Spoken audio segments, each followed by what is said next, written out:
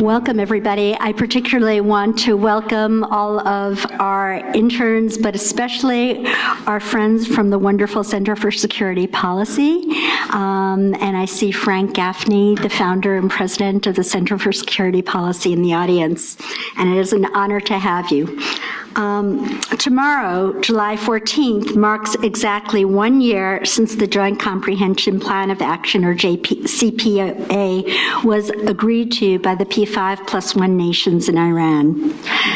Exactly a year ago, President Obama stood in front of the American people and stated, quote, "Today, after 2 years of negotiations, the United States, together with our international partners, has achieved something that decades of animosity has not: a comprehensive, long-term deal with Iran that will prevent it from achieving a nuclear weapon. This deal demonstrates that American diplomacy can bring about meaningful change, and change that makes our country and the world more secure." He went on to say, "Because of this deal, we will, for the first time, be in a position to verify all of Iran's commitments. That means the deal will not be built on trust. It is built upon verification. Inspectors will have 24-hour access to all of Iran's key nuclear facilities and to Iran's entire nuclear supply chain. This assures us that Iran will not be able to divert materials from known facilities to covert ones. Put simply, the organization that is responsible for the inspections, the IAEA, will have access where necessary, when necessary. That agreement is permanent." As Iran steps to implement this deal, he said, it will receive relief from the sanctions that we put in place because of Iran's nuclear program, both America's own sanctions and those imposed by the UN Security Council. This relief will be phased in. Iran must complete key nuclear steps before it begins to receive sanctions relief. And over the course of the next decade, Iran must abide by this deal before these sanctions are lifted. And if Iran violates the deal, he went on, all these sanctions will snap into place. So there's very real incentive for Iran to follow through, and there will be very real consequences if Iran violates the terms of the deal. End quote. And in April of 2015, President Obama stated that, quote, "It is possible that if we sign this nuclear deal, we strengthen the hand of those more moderate forces inside of Iran." Today, 1 year later, we must ask ourselves how these commitments made by the President of the United States to a skeptical American public who was overwhelmingly against this deal, as well as to their elected representatives who are also overwhelmingly against the deal, but for whom there was a great deal of strong-arming on the part of the President, particularly if you happen to be a Democrat. How has this deal played out over the last 12 months? This deal, by the way, has never been signed by any of the parties, and the Iranian version of the deal, which was voted on by the Majlis, their parliament, in Farsi, is over 1,000 pages long. The English version that we have been given to review is 159 pages long. 1 year since these commitments were made by the President of the United States, we must ask ourselves, 1, does this deal actually prevent Iran from ever achieving a nuclear weapon? Or does it simply give, as the President stated, or does it simply give Iran an internationally condoned path to achieve nuclear weaponry, plus the huge economic boost of the unfreezing of over $100 billion of Iranian assets and the lifting of American and international sanctions? 2, has the IAEA had unprecedented access to all of Iran's nuclear facilities, including its covert ones, and to every aspect of the nuclear supply chain? 3, has sanctions relief to Iran, both from the United States and the international community, been phased out through demonstrable nuclear steps as the president had promised, or have they been immediate? 4, if Iran has violated the deal, have, quote, snapback sanctions been immediately put into place? 5, have we strengthened the hand of one of the more moderate forces in Iran? How exactly has Iran's behavior been since the deal was signed? How has it behaved in the region? How has it treated its dissident population? Has the execution rate been slowed down or enhanced since the deal was signed? 6, and what does that tell us about ourselves morally if we overlook the egregious behavior of the Iranians to their own population for the sake of preserving the deal? 7, and finally, what does this deal say about America's credibility in the region and in the world, at least under the Obama administration? And will it be possible for the next administration to recover from this attitude of abandoning our friends and allies for the sake of a deal with a foe that routinely leads its people in chants of death to America and death to Israel, and which has launched 2 missiles with the words printed upon them both in Farsi and in Hebrew that Israel should be wiped off the map? Here to answer these questions is Fred Fleitz. Fred has served for over 25 years with the CIA, the DIA, the State Department, and the House Intelligence Committee. During the administration of President George W. Bush, he was Chief of Staff to Ambassador John Bolton. When he served in the House Intelligence Committee, Fred served as the senior aide to Chairman Pete Hoekstra, where he concentrated on North Korea and Iran. Fred is now Senior Vice President of that wonderful institution, the Center for Security Policy. And Fred has just come out with a book, Obama Bomb, The Fraudulent Nuclear Deal with Iran, which has already begun to receive fabulous critical acclaim. Fred has written for the Wall Street Journal, the Jerusalem Post, the National Review, and he regularly appears on Fox News and many other television and radio programs. I don't think that anybody is more capable of being able to answer some of these questions. And he will also tell us how President Obama managed to basically undermine the Constitution to get this deal through. Thank you very much.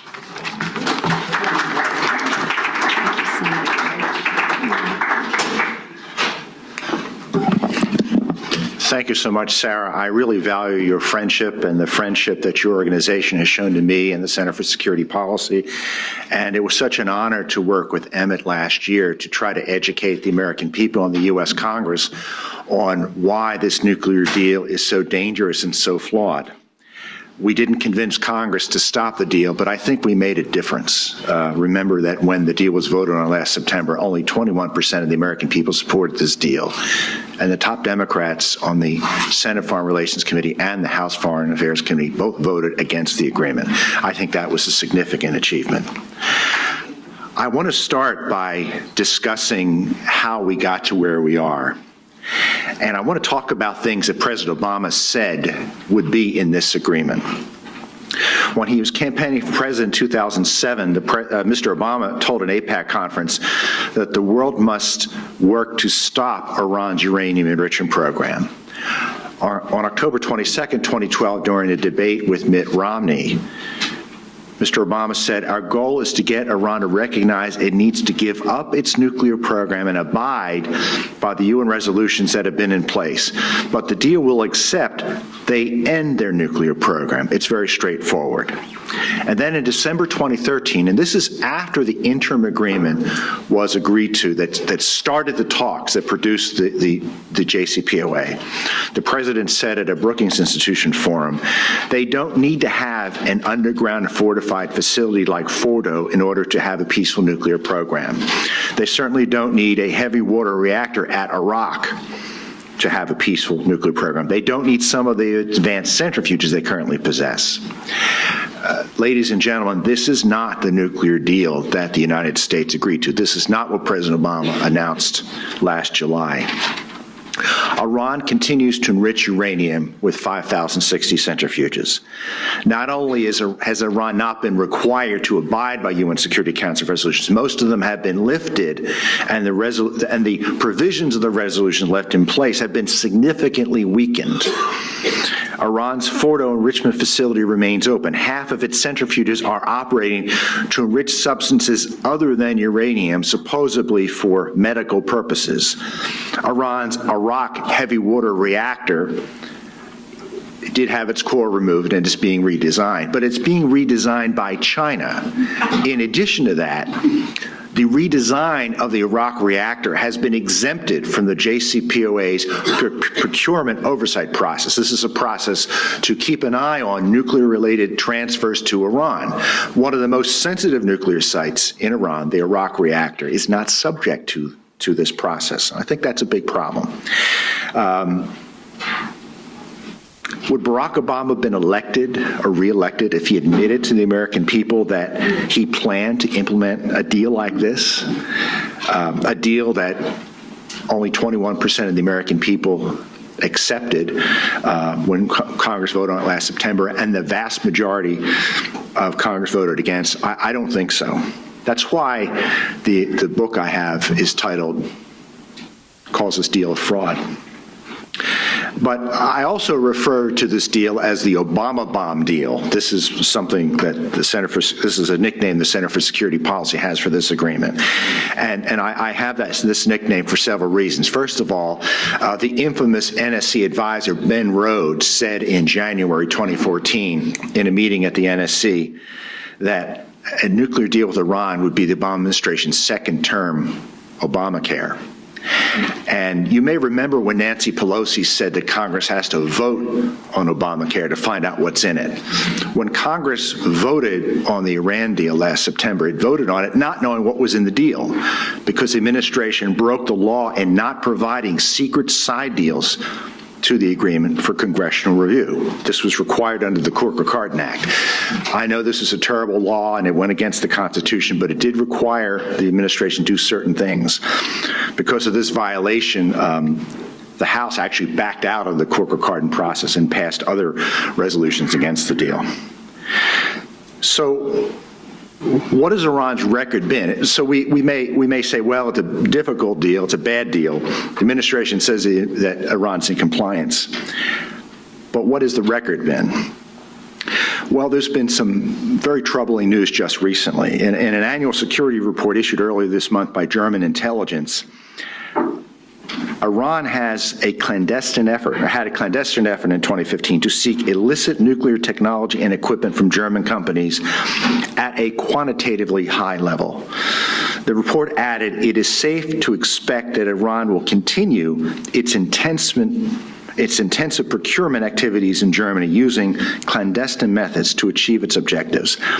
Another German intelligence agency said there were 141 clandestine Iranian attempts to acquire nuclear missile technology in 2015 versus 83 the previous year.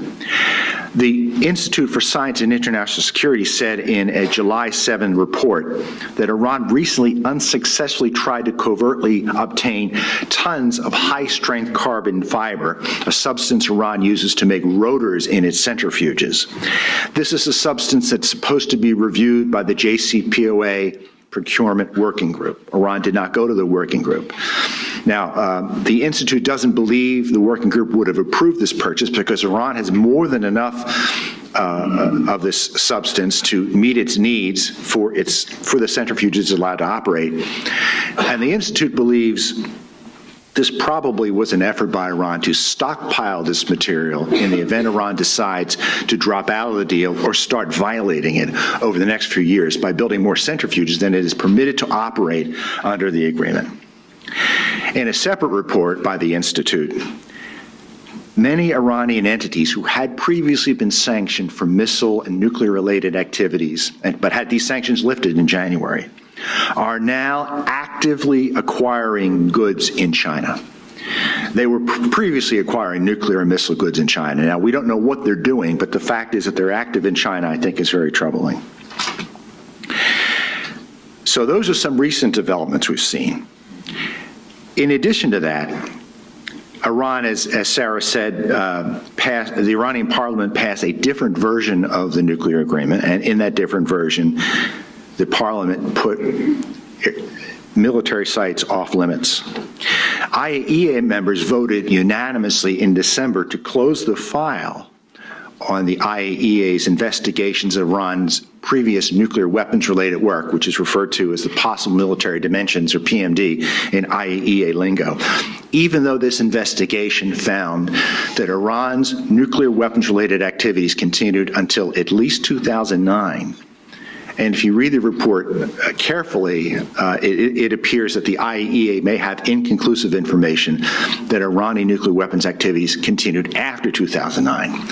Now, I have written this 2009 date is suspicious in my view. I believe that the IAEA didn't find evidence, conclusive evidence, of Iran pursuing nuclear weapons after 2009 because the Obama administration stopped providing that administration to the IAEA when Mr. Obama assumed the Oval Office in January 2009. It's simply suspicious that that's where the data stopped. Did Iran stop pursuing nuclear weapons when Barack Obama was elected president? I doubt it. Now, a very important point when looking at the nuclear program and why Iran came to the negotiating table concerns the enormous surge in Iran's nuclear program between 2009 and 2013 when the interim nuclear agreement was agreed to.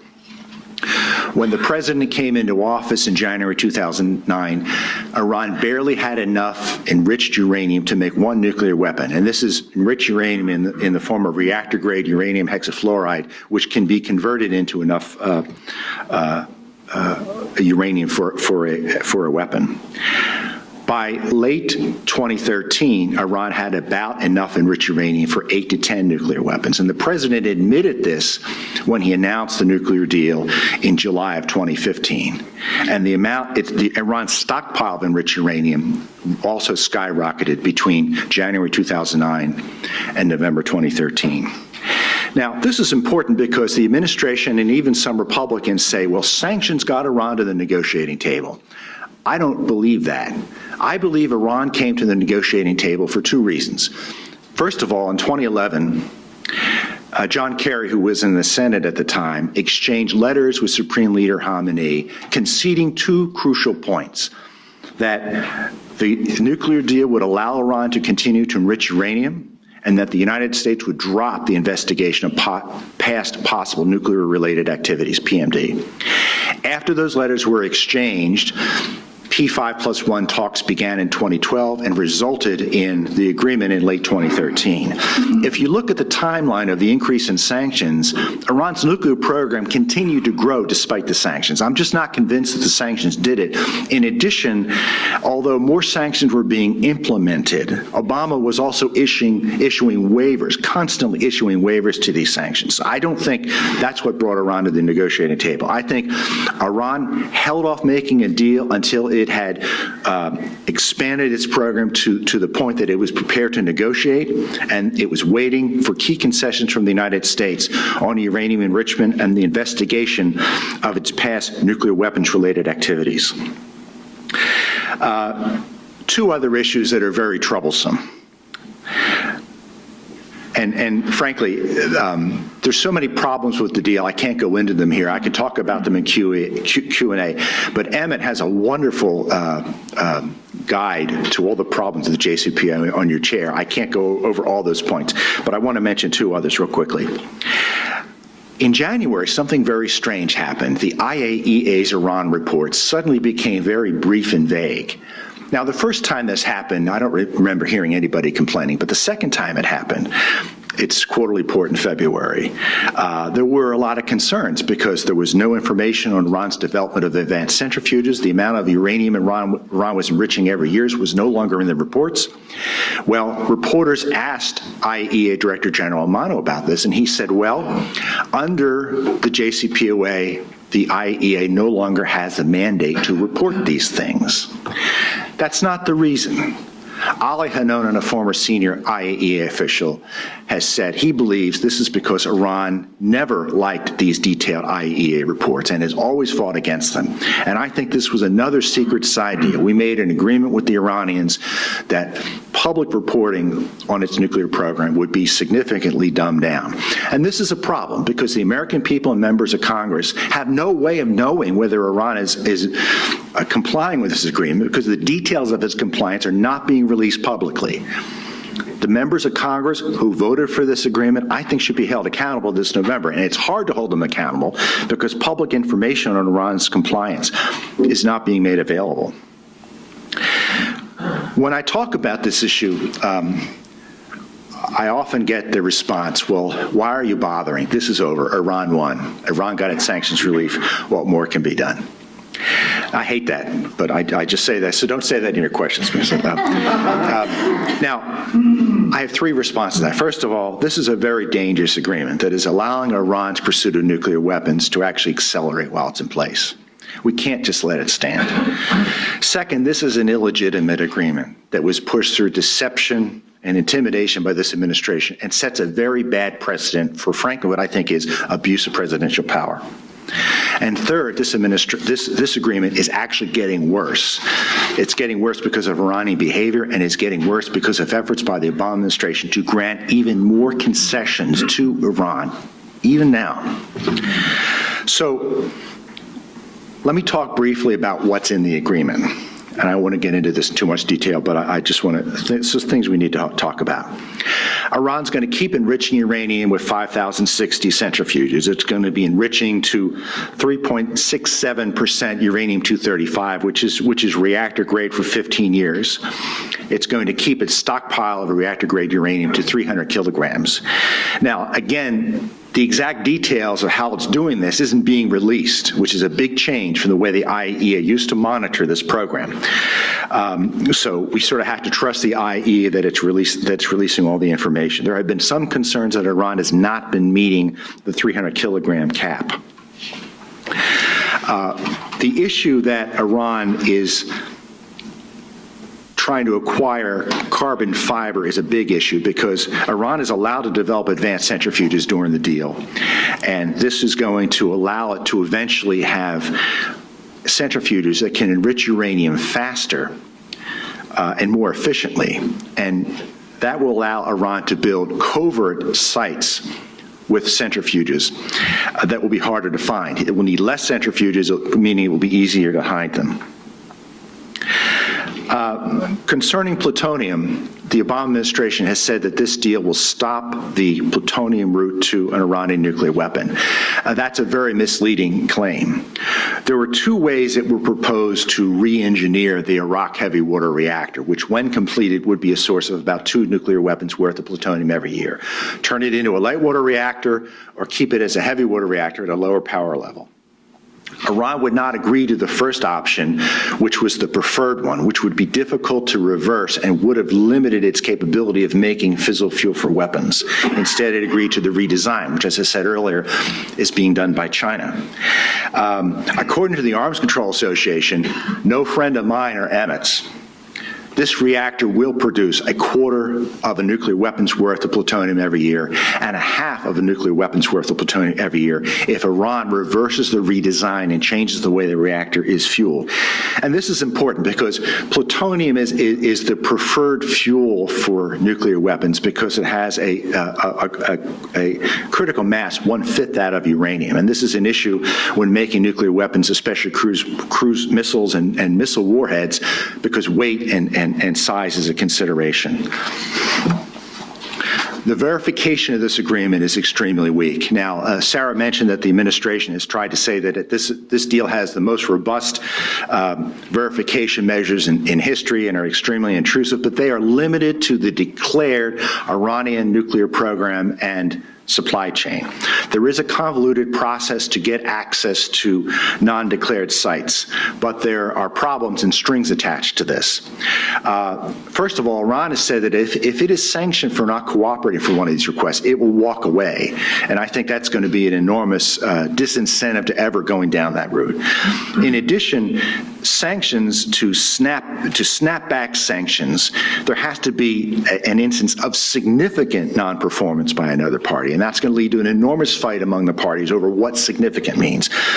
Also, the party that alleges that there's a violation has to provide the intelligence to all the other parties.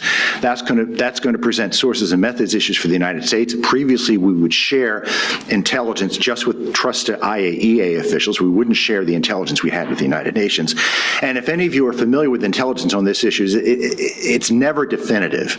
Usually it's, there's a suspicion, it's an unconfirmed report, we want to check it out. In this instance, our intelligence on an Iranian violation is going to be presented to the 5 members, the 5 JCPOA parties, plus Germany, plus Iran, and they're going to argue over it, and they're probably going to argue that the intelligence is inconclusive. Of course, that's what Russia, Iran, and China are going to argue no matter what the case, but usually intelligence on these things is inconclusive. Concerning sanctions relief, Iran got $150 billion in sanctions relief in January when the IAEA certified that it had met the requirements of the nuclear deal. The Obama administration has praised this as evidence that the agreement is working. But the thing is, Iran had to meet a fairly low bar and to implement some fairly easily reversible steps to get sanctions relief. Key issues were excluded to make sure that it got this relief. One of them is the investigation of possible military dimensions.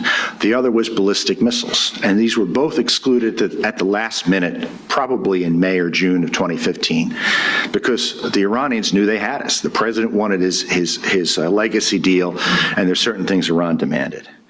The exclusion of missiles is a big deal. Iran's missile program is being developed as a delivery system for its nuclear weapons.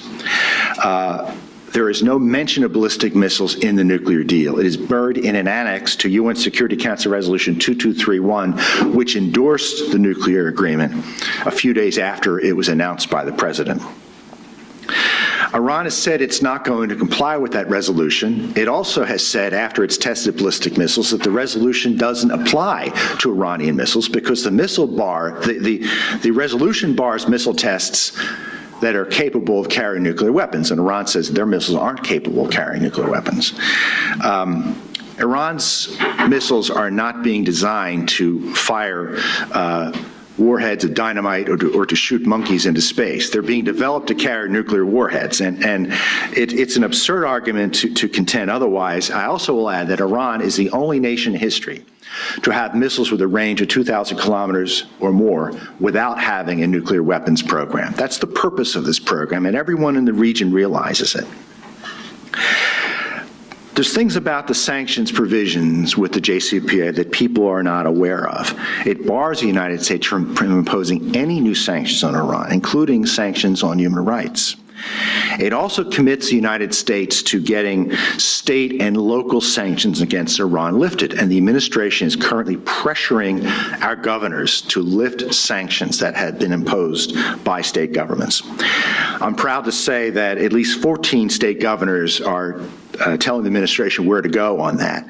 And this includes Texas Governor Greg Abbott, who said in a May 16 letter to President Obama, in which he was asked to lift Texas sanctions.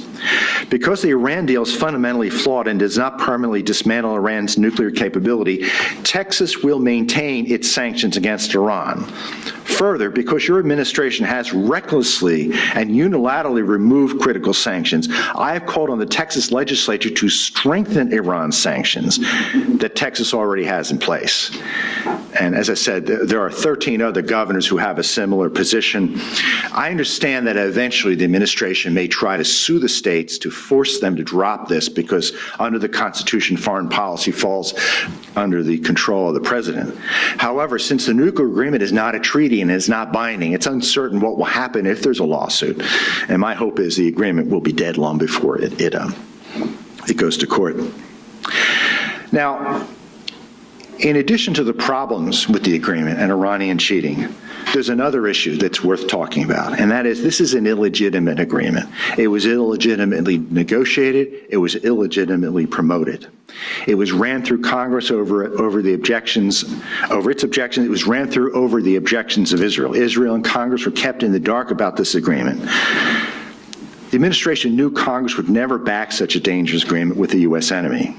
It was deliberately negotiated not to be a treaty, to prevent the Senate from holding a ratification vote. And as I said, the administration broke the law in not providing the secret side deals.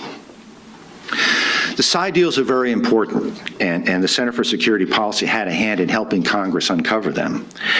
Late in the agreement, there was a disagreement between the United States and Iran over the investigation of possible military dimensions of Iran's nuclear program. Iran wanted this issue closed and was not going to budge on it. So what happened was secret deals were devised between the IAEA and Iran, under which Iranians would investigate nuclear sites suspected of being involved in past nuclear weapons-related activities.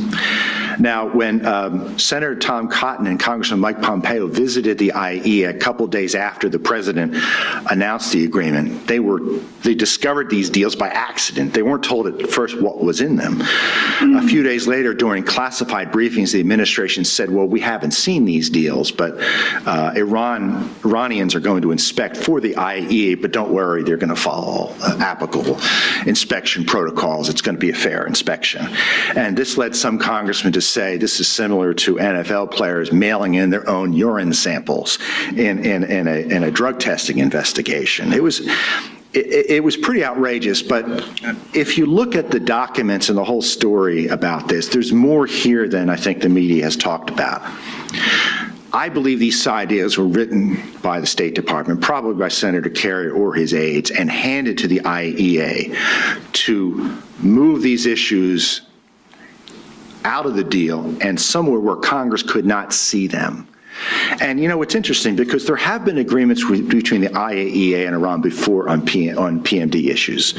They haven't been secret. They're public documents. You can go to the IAEA website and read them.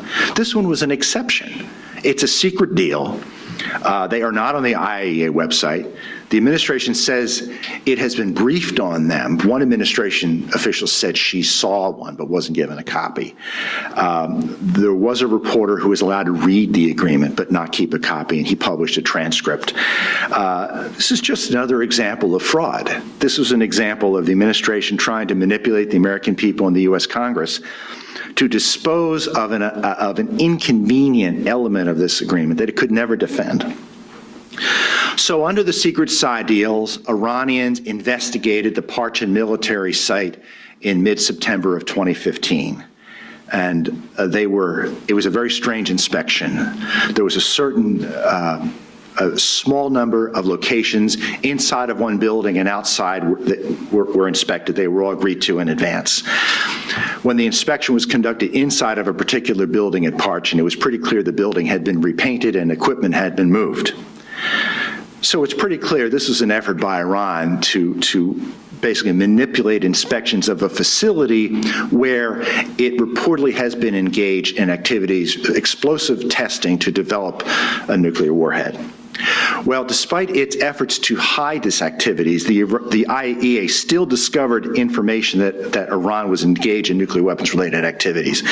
Using satellite imagery and by analyzing the samples collected at Parchin, it determined that there were nuclear weapons-related work being done there that Iran did not declare and try to lie about, even though it inspected the site itself. And this evidence included man-made enriched uranium particles found at Parchin. And Jay Solomon wrote about this in the Wall Street Journal recently. When this was revealed in December, the administration didn't say anything, but it is recently admitted that this, in fact, is evidence of nuclear weapons-related work, but the administration's view is that happened in the past. We don't care. I think Iran has to explain this and explain all of its nuclear weapons-related activities, and that's what the administration's position used to be until it gave that away because it was so desperate to get a deal. Ben Rhodes recently revealed that the JCPOA was front-loaded with incentives with Iran to make it difficult for a future president to tear up. In my view, this is just another scheme by the Obama administration to make this agreement binding, even though the only legitimate way to do that is to go through Senate ratification. These are important points because there's talk right now, what is the next president going to do with this agreement? I'm not sure what a Trump administration would do. Waleed Farah says it shouldn't be torn up. Newt Gingrich says it should be. Hillary Clinton is obviously not going to tear it up. But I think the way it was negotiated, the intimidation, and I mean, we could talk about the intimidation against Jewish members of Congress last summer. It was pretty disgusting. This is an illegitimate agreement that was forced on the American people in Congress over their objections. And I don't see any ethical way of standing by this agreement. It really should be torn up by the next president on his first day in office. It sets, other than being dangerous, it sets such a bad precedent in terms of abuse of presidential power. Now, the third point I want to talk about is that this agreement has increased the regional and international threat from Iran. Now, I think the best example that everyone's aware is on the day of the President's State of the Union address, Iran captured and mistreated 10 U.S. sailors whose ships wandered into Iranian waters. Now, because they were released, John Kerry said, this proves that diplomacy works. No, Iran was sending a message. I think it's sending a message that we are in the driver's seat on this Iran deal and on your relations in the Middle East. After Iran voted on the deal last summer, Iran conducted ballistic missile tests, fired rockets near a U.S. aircraft carrier, threatened to close the Strait of Hormuz, increased its support to the Assad regime, was accused of arming the Taliban in Afghanistan, and was caught operating a bomb factory in Bahrain. In January, after Iran was declared to be in compliance with the agreement and received $150 billion in sanctions relief, Iran tested more missiles. It attempted to send at least 3 boatloads of weapons to the Houthi rebels in Yemen. It sent troops to Syria, and it pledged $70 million to the Palestinian terrorist group Islamic Jihad to conduct jihad against the State of Israel. And make no mistake, that money probably came from sanctions relief that we approved. Over the last few months, Iranian leaders have been pressuring the Obama administration for more concessions because they claim the agreement was not generous enough to Iran. And at the same time, the Obama administration has been so active in encouraging businesses and corporations to do business with Iran that it has been accused of being Iran's global lobbying shop. In March of 2016, it was reported that the Obama administration was planning to violate promises it made to Congress last summer, that it would not give Iran access to the U.S. financial system or dollarized transactions. Congress caught them, and the administration seemed to back away. But there have been other reports that the administration is trying to find a backdoor way to grant this concession to Iran. And John Kerry was asked about this, and he said the U.S. has the obligation to make concessions like this to Iran because Iran's earned it, because Iran has complied with the agreement. He said Iran deserves the benefits of the agreement that they struck. The problem with these financial transactions is because Iran is a state sponsor of terror, and we were told that terrorism-related sanctions would not be lifted under the nuclear agreement. The Financial Action Task Force, an international standard-setting body for anti-money laundering, is very concerned about Iran coming back into the international financial system because of its sponsorship for terrorism and money laundering.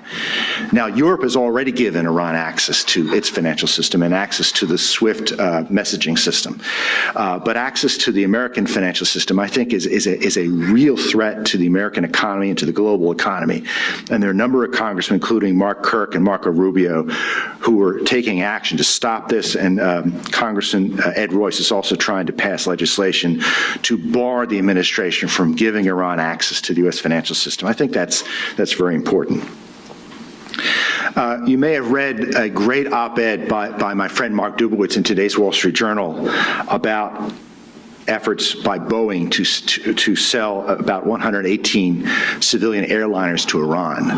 There are a number of congressmen who were doing their best to stop that sale because of the likelihood that these airliners will be used to ferry weapons and personnel to support Hezbollah and the Assad regime. Airbus also has a sale about this size, and there are congressmen trying to stop both of them. I think that they're absolutely right. So the final point I want to talk about is, what do? We know this is a bad deal, and reversing it's going to be pretty difficult. Well, I want to talk about the deal under a Clinton presidency and a Trump presidency. I don't think Mrs. Clinton is going to back away from the agreement. She named the negotiators who brought it about. She was there when the key concessions were made that resulted in this agreement. But I think there are some things that Clinton might be convinced to do if she is elected president. She should support new sanctions on Iran in response to ballistic missile tests, human rights violations, threats to shipping in the Persian Gulf, and threats to Israel. I think these sanctions would have wide bipartisan support if she backed them. I also hope Clinton will reverse all concessions to Iran this year, giving it access to the U.S. financial system, and institute new measures to restrict Iran's access to the international financial system until Tehran can demonstrate its banks are not involved in illicit activities. This should be a no-brainer for Clinton, and I think there are many Democrats, if we went to them, we could talk to them and say, you know, all right, we know you're not going to get rid of the deal, but let's address these terrorism-related aspects that are getting worse because of this agreement. I also believe it is very important that Clinton, if she wins the election, extend the Iran Sanctions Act of 1996, which targets Iranian W&D programs, except for the nuclear program, and Iran's sponsorship of terrorism. This agreement is this law does not violate the JCPOA, and extending it would send a message to Iran that the U.S. demands that it cease its sponsorship of terrorism, its development of ballistic missiles, as well as chemical and biological weapons. I am sure that the Obama administration is going to let this law lapse at the end of the year. They're going to use the confusion of the 2016 election to just not act on it. And I think that would be unfortunate. And I think we need to hold Congress accountable, this administration accountable, and the next administration accountable to re-implement. Let me say what that act is again. The Iran Sanctions Act of 1996. I think it used to be the Iran-Libya Sanctions Act, but it's now known as the Iran Sanctions Act. So, I mean, we have to be realistic. And I think there are Democrats in Congress who hate this deal. And I think if we target them, we could weigh in with them to try to get them to pressure a Clinton presidency to do at least something to resolve this problem. I do fear, however, that under a Clinton presidency, Iran's nuclear program will make significant strides, because I don't think a Clinton presidency will be any different than an Obama presidency, and I think she will stick by the JCPOA. So what about a Trump presidency? Well, Mr. Trump has called this the worst deal ever negotiated. And I think the way he's condemned it has been right on the mark. However, he has said he wants to renegotiate the agreement and not tear it up. And Walid Phares, as I said earlier, reiterated his position in a recent Daily Caller interview in which he said, Mr. Trump is not going to get rid of an agreement that has the institutional signature of the United States. According to Phares, Trump will renegotiate the agreement after consulting with his advisors and may send it back to Congress. Well, I like the idea of sending it back to Congress. I like the idea of letting the Senate hold a ratification vote on this agreement, because that will kill it. That's okay. But I am troubled when I hear Phares say that this agreement has the institutional signature of Congress. I have a piece that National Review is running tomorrow morning with an analysis of this. But I have 10 principles to guide a Trump renegotiation of the nuclear agreement if he insists on going this route. 1, Iran must cease all uranium enrichment and uranium enrichment research. 2, Iran cannot have a heavy water reactor or a plant to produce heavy water. And I've discussed this with Senator Lieberman. He is strongly of the belief that Iran cannot have a heavy water reactor or be enriching uranium in a meaningful nuclear agreement. There must be robust verification, including allowing anytime, anywhere inspections by IAEA inspectors to all declared and suspect nuclear sites. And I might add, we were promised during the negotiations by Ben Rhodes there would be anytime, anywhere inspections. I think Wendy Sherman wrote that, dismissed that later as a rhetorical flourish. No, that's what's required for a state with a record of cheating on its treaty obligations. Iran can't be given time to hide evidence of nuclear weapons-related activity. 4, Iran must truthfully and fully answer all questions about its prior nuclear weapons-related work. 5, Iran must curtail and agree to limitations on its ballistic missile program, including joining treaties that limit ballistic missile proliferation. 6, sanctions should be lifted in stages in response to Iranian compliance with a new agreement. This implies there will be new sanctions passed against Iran, and I think new sanctions are definitely needed. 7, Iran must agree to end its meddling in regional conflicts and sponsorship of terror. Iran should not be getting sanctions relief if it is using these funds to destabilize the Middle East. 8, threats by Iran to ships in the Persian Gulf, U.S. naval vessels, and American troops must cease. And I would add to that, if Iran threatens our troops or our ships, we should be considering a military response. 9, Iran must cease its hostility towards Israel. And 10, Iran must release all American prisoners, including Robert Levinson, assuming he's still alive. I think Levinson is alive. I think the Iranians know where he is. Levinson is a former FBI analyst who was captured, I think, in '97, and he was there for many years. Photos of him, I think in an orange jumpsuit, were released to his family, and the Iranian government says it doesn't know where he is. I don't believe that. But anyway, this is something that has to be done. There are other Americans who hold green cards who are being held by Iran, and I think there are Americans whose names have not been released who are being held by Iran. There's a Canadian citizen, a professor who was recently captured by Iran for no apparent reason. I think we should add her to the list of requirements for a nuclear agreement with Iran. It's a terrible agreement. As I said, there's a long list of its problems that's on your chair that you can take a look at. It's going to be an issue in this presidential campaign. I think we have to press both candidates to do the right thing, to tear up the agreement. If Clinton wins, although she won't do that, we still have to do what we can to limit the dangers from this agreement. And if Mr. Trump wins, we had to pressure him to do the right thing. I will tell you that if there was a Trump effort to renegotiate the deal, from what I've heard from him, I think his conditions would be so tough it would probably scuttle the deal. But I'd like to hear his advisors say this agreement has to be thrown out because it is not a legitimate agreement. It does not have the stamp of the U.S. government on it because of the way it was negotiated. So I wish I had better news for you all, but I'm very grateful to be here today, and I'd be